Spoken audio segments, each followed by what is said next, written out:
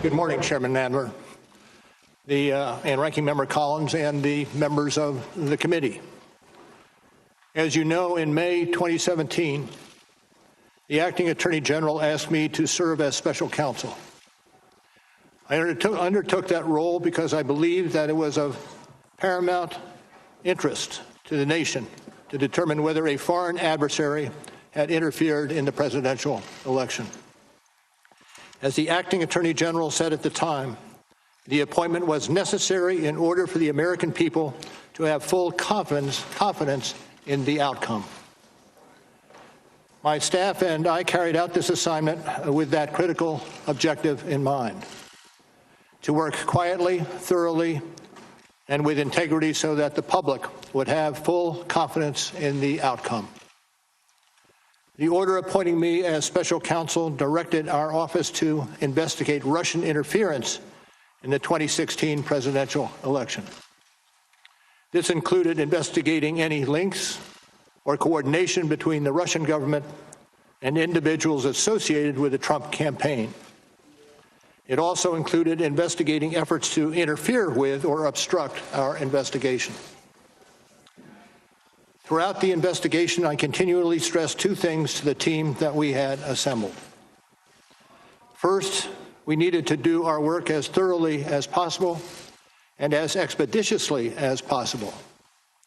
It was in the public interest for our investigation to be complete, but not to last a day longer than was necessary. Second, the investigation needed to be conducted fairly and with absolute integrity. Our team would not leak or take other actions that could compromise the integrity of our work. All decisions were made based on the facts and the law. During the course of our investigation, we charged more than 30 defendants with committing federal crimes, including 12 officers of the Russian military. 7 defendants have been convicted or pled guilty. Certain of the charges we brought remain pending today. And for those matters, I stress that the indictments contain allegations, and every defendant is presumed innocent unless and until proven guilty. In addition to the criminal charges we brought, as required by Justice Department regulations, we submitted a confidential report to the Attorney General at the conclusion of our investigation. The report set forth the results of our work and the reasons for our charging and declination decisions. The Attorney General later made the report largely public.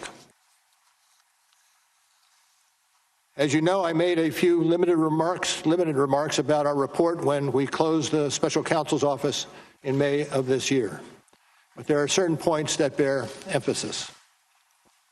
First, our investigation found that the Russian government interfered in our election in sweeping and systematic fashion. Second, the investigation did not establish that members of the Trump campaign conspired with the Russian government in its election interference activities. We did not address collusion, which is not a legal term. Rather, we focused on whether the evidence was sufficient to charge any member of the campaign with taking part in a criminal conspiracy, and it was not. Third, our investigation of efforts to obstruct the investigation and lie to investigators was of critical importance. Obstruction of justice strikes at the core of the government's effort to find the truth and to hold wrongdoers accountable. Finally, as described in Volume 2 of our report, we investigated a series of actions by the President towards the investigation. Based on Justice Department policy and principles of fairness, we decided we would not make a determination as to whether the President committed a crime. That was our decision then, and it remains our decision today. Let me say a further word about my appearance today. It is unusual for a prosecutor to testify about a criminal investigation.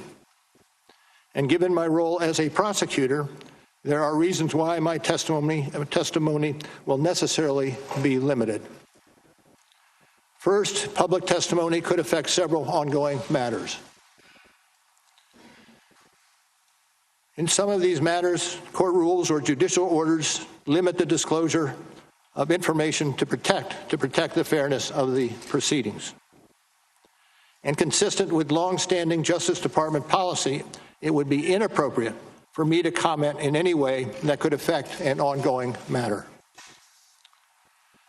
Second, the Justice Department has asserted privileges concerning investigative information and decisions, ongoing matters within the Justice Department, and deliberations within our office. These are Justice Department privileges that I will respect. The Department has released a letter discussing the restrictions on my testimony. I therefore will not be able to answer questions about certain areas that I know are of public interest. For example, I am unable to address questions about the initial opening of the FBI's Russia investigation, which occurred months before my appointment, or matters related to the so-called Steele dossier.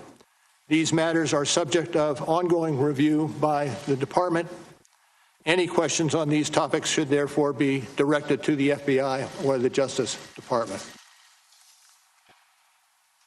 As I explained when we closed the Special Counsel's office in May, our report contains our findings and analysis and the reasons for the decisions we made.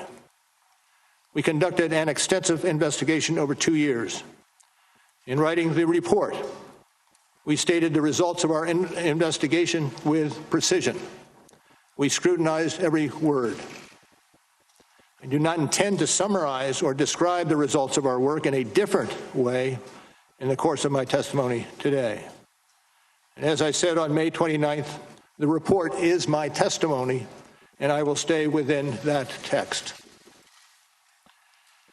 And as I stated in May, I will not comment on the actions of the Attorney General or of Congress.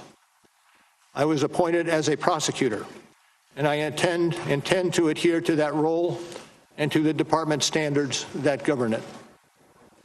I'll be joined today by Deputy Special Counsel Aaron Zebley. Mr. Zebley has extensive experience as a federal prosecutor and at the FBI, where he served as my chief of staff. And Mr. Zebley was responsible for the day-to-day oversight of the investigations conducted by our office. Now, I also want to again say thank you to the attorneys, the FBI agents, the analysts, the professional staff who helped us conduct this investigation in a fair and independent manner. These individuals who spent nearly 2 years of working on this matter were of the highest integrity. And let me say one more thing. Over the course of my career, I have seen a number of challenges to our democracy. The Russian government's effort to interfere in our election is among the most serious. And as I said on May 29th, this deserves the attention of every American. Thank you, Mr. Chairman.